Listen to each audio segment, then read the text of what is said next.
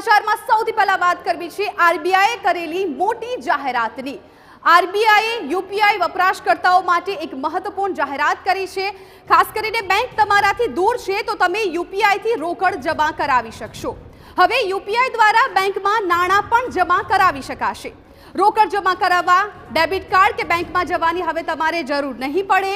ATM મશીનનો ઉપયોગ યુપીઆઈથી રોકડ જમા કરાવવા માટે થઈ શકશે।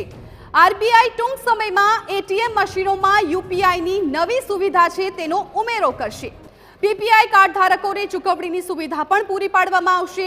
થર્ડ પાર્ટી યુપીઆઈ એપ્સથી યુપીઆઈ પેમેન્ટની સુવિધા આપવાનો પણ પ્રસ્તાવ છે એ રજૂ કરવામાં આવ્યો છે। આરબીઆઈના ગવર્નર શક્તિકાંત દાસે સુવિધા અંગે માહિતી આપી છે।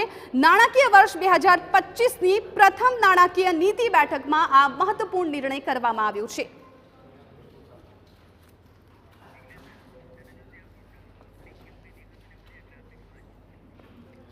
તો એટીએમ કાર્ડ રાખવાની હવે જરૂર નહીં પડે। એટીએમ કાર્ડ ચોરાયા બાદ બ્લોક થયા પછી પણ રોકડ જમા થઈ શકશે।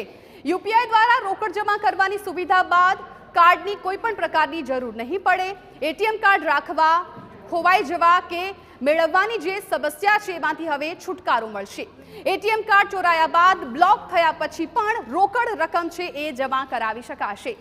યુપીઆઈ દ્વારા રોકડ જમા કરાવવાની જે સુવિધા છે ઉપલબ્ધ કરાઈ છે। અત્યાર સુધી ડેબિટ કાર્ડથી રોકડ જમા કે ઉપાડી શકાતી હતી, પરંતુ હવે યુપીઆઈની સુવિધા આવતા ડેબિટ કાર્ડની પણ જરૂર નહીં પડે। આરબીઆઈ દ્વારા એટીએમ મશીનો પર યુપીઆઈની આ નવી સુવિધા છે તેનો ઉમેરો છે કરવામાં આવ્યો છે।